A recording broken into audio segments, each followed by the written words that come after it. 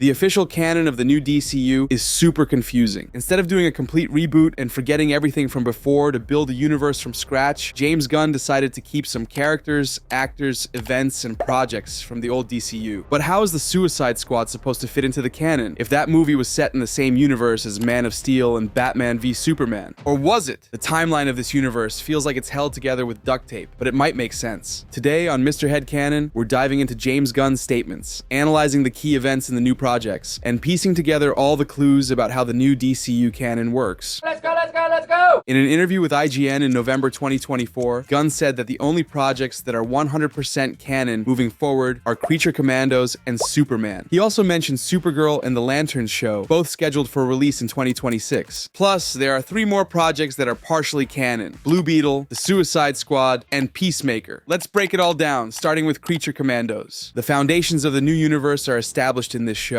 We learn that metahumans have been around for a while, and people are used to seeing superheroes and supervillains. Batman has been active for years. John Economos knows Clayface. There are brothels with special rules for metahumans. People know about sorcery thanks to Cersei, and the location of Themyscira, the island of the Amazons, is public knowledge. This sets it apart from the old universe, where nobody knew the island existed, and Diana didn't really understand how the outside world worked. Also, in Man of Steel, nobody even knew superheroes existed. Superman didn't encounter other metahumans until he fought Zod, and Bruce Wayne was afraid of him because he was a superpowered alien, which implied that up to that point, Bruce had never faced any aliens. But in the new universe, that's totally normal. What we don't know is whether Wonder Woman has already made a public appearance, since she's not mentioned in Creature Commandos. She makes a brief cameo in a future vision, but we'll cover that later. Most likely, Gunn didn't include her to keep the spotlight on the other characters, and also because no Wonder Woman project has been announced yet. The closest thing is Paradise Lost, a series set long before Diana Prince was born, but that show hasn't even started production yet and doesn't have a release date. So it's possible that Wonder Woman is already known to the world, or she hasn't left Themyscira yet. Gunn and his team still have time to decide, but regardless of what they do, the story of this new Wonder Woman will be very different from Gal Gadot's. I can assure you, she hasn't crossed paths with Maxwell Lord yet, or taken advantage of some poor guy who happened to have Steve Trevor's face due to a magic spell. I'll never love again. I'm a forgiving man!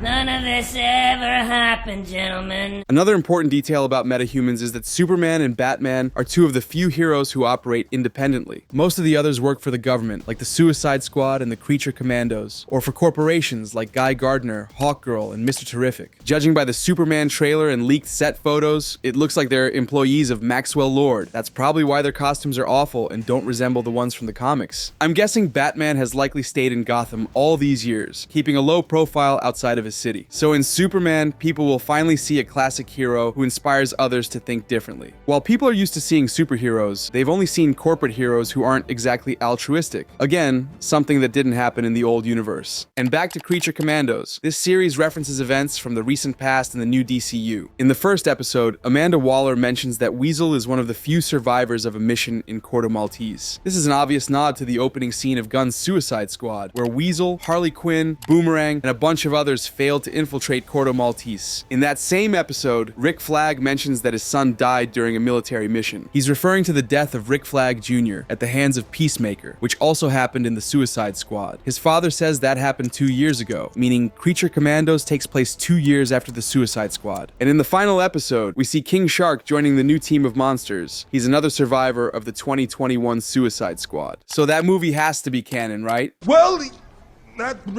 no. In the IGN interview, Gunn said this: "Nothing for sure is canon unless you see it in Creature Commandos forward for the DCU. You'll hear them talk about things that happened in Suicide Squad or Peacemaker, well then those things automatically become canon." If you're confused, I totally get it. The 2021 Suicide Squad feels like a sequel to the 2016 Suicide Squad, which had direct ties to the old universe, like Jared Leto's Joker or Ben Affleck's Batman. It even referenced events from Batman v Superman, with Waller saying she's forming the Suicide Squad to deal with the next Superman after the death of the Man of Steel. She's worried about more Kryptonians showing up, or metahumans as powerful as Superman who aren't interested in protecting humanity. That would break the canon of the new universe and mess up continuity, because I seriously doubt Corin Sweat's Superman also sacrificed himself fighting Doomsday and was later resurrected before the events of the upcoming movie. But we have to remember, when Gunn directed the Suicide Squad in 2021, he wasn't DC's president yet. Back then, Warner Brothers execs didn't know if they were continuing continuing the old universe, so Gunn told an independent story that kept actors from the old DCU, just in case Warner wanted to stick with the Snyderverse. That's why there's nothing in the movie that contradicts Man of Steel, Batman v Superman, Wonder Woman, and the rest of previous films, but there are also no direct connections beyond the actors, like Margot Robbie and Joel Kinnaman. The best way to think of it is that the events of the Suicide Squad are canon, but the actors aren't necessarily locked in. I don't get it. The infiltration of Corto Maltese, Rick Flag's death, and the battle with Starro did happen in the new universe. But aside from John Cena and Viola Davis, there's no official confirmation that the other actors are coming back. People love Margot Robbie's Harley Quinn, but Gunn might want a younger and cheaper actress for the new universe. And even if Robbie does return, that doesn't mean the 2016 Suicide Squad is canon. The events of the first movie never happened in the new universe. Affleck won't be Batman, Jared Leto isn't the Joker, and Obi-Wan was never Black Mask. Maybe Harley's relationship with her Joker was similar in this universe, or maybe it wasn't. Like in Wonder Woman's case, Gunn and his team have total freedom with this character, because the only thing we know about Harley in the Suicide Squad is that she's crazy, which applies to every version of her. Now let's talk about the references in the Suicide Squad. When forming the new team, Waller says that Bloodsport shot Superman and left him in critical condition. Gunn confirmed that Bloodsport used a kryptonite bullet. So the only explanation is that Superman had been active on Earth for a while before the Suicide Squad, and humanity already knows his weaknesses, or at least Bloodsport and Waller do. This matters because if they know, Lex Luthor probably knows too by the time the events of the Superman movie take place. There was no mention of kryptonite in the trailer, but I wouldn't be shocked if Lex uses it at some point. This is another difference from the old universe, where kryptonite was only used in Batman v Superman, and nobody but Luthor and Batman knew it could hurt Kryptonians. Big difference. These details are crucial, because by doing a partial reboot, Gunn ruled out the possibility of retelling origin stories. We're not gonna see origin stories for Superman, Batman, Wonder Woman, Aquaman, or Flash again. These heroes are already active, whether they've shown up in the new universe yet or not. Maybe there will be brief flashbacks, like in Creature Commandos, and they might include part of Clayface's origin in his solo movie. But I doubt we'll get entire projects dedicated to origins, like Wonder Woman 1 or Aquaman 1. Now let's move on to Peacemaker, which is a direct sequel to the Suicide Squad. Just like the previous case, this project is almost canon. Initially, Gunn said the first season wasn't canon and the second season would be, but he changed his mind in the IGN interview. The truth is, almost all of Peacemaker is canon, with the exception of the Justice League.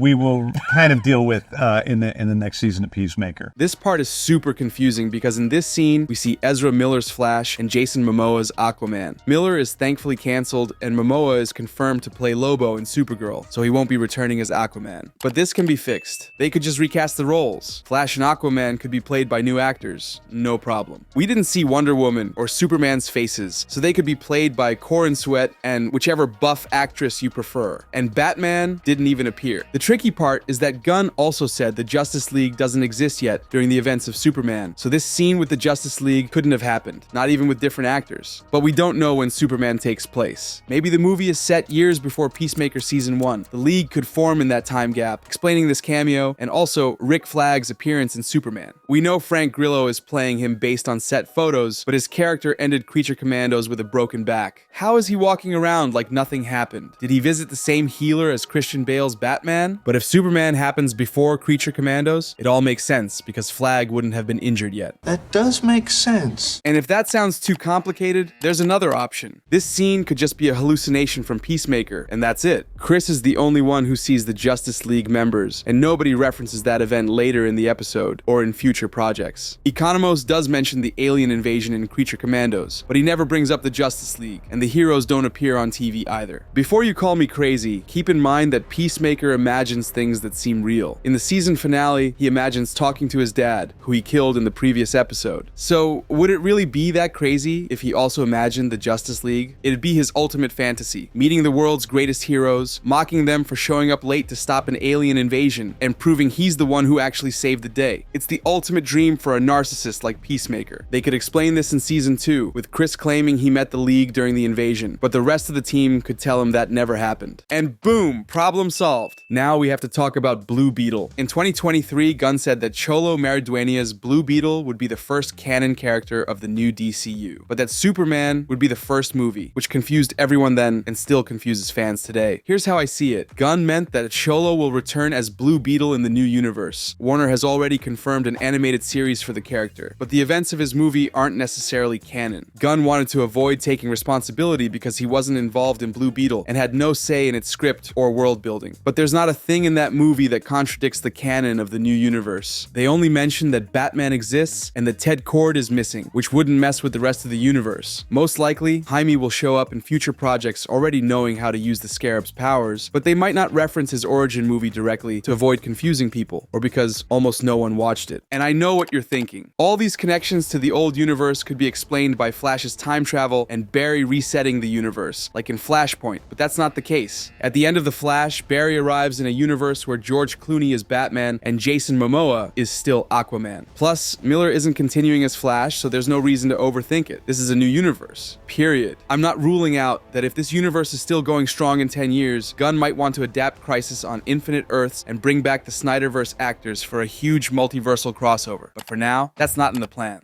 Now, let's analyze this scene, which is full of hints about the DCU's future and which heroes already exist in the new universe. In episode 4 of Creature Commandos, Cersei shows Waller a vision of the future where the Princess of Pokelistan teams up with Gorilla Grodd to take over the world. This confirms that one of Flash's nemeses exists in the new universe. He's incredibly powerful, and he has a huge army because he was able to defeat all the heroes on Earth. We see the bodies of several heroes, including David Corenswit's Superman, a generic-looking Batman who could be played by any actor, Wonder Woman, Hawkgirl, and Mr. Terrific, who are set to appear in Superman. There's also Booster Gold, played by Kumail Nanjiani. And if we squint, we can see Millie Alcock's Supergirl. There's also Peacemaker and Vigilante with the suits from the show. And there are two more who are very interesting, Robin and Starfire. According to one of the producers of Creature Commandos, Wally West also appears as Kid Flash in the background. I'm guessing it's this guy, but I'm not entirely sure. Looks like I'm gonna have to squint. These three characters haven't appeared in any DCU project yet, or in the old universe, and all of them are members of the Teen Titans. If we go by Gunn's announcement in January 2023, the Brave and the Bold will introduce Damian Wayne, Batman's son, and the fifth Robin. Cersei's vision doesn't let us see the Robin costume clearly, so we can't confirm if it's Damian, but it's very likely he is, since Damian was part of the Teen Titans during the Rebirth era, when Starfire and Kid Flash were also on the team. And I don't believe in coincidences. Since the princess dies at the end of Creature Commandos, it's likely this vision doesn't come true, and all the heroes survive. But it makes sense for James Gunn to introduce the Teen Titans soon, with Damian, Wally, and Starfire on the roster. That said, we'll probably have to wait to see them together, because it's impossible for the Titans to already exist. The team was originally formed after the Justice League, and according to Gunn, the League doesn't exist yet, unless my first theory about Peacemaker is right. Anyway, the best news is that if DC keeps going in this direction, we'll see tons of new projects, and James Gunn might even outdo Marvel this year. I know that sounds like a stretch, but it's possible, and we explain how he can do it in this video over here. You're nuts!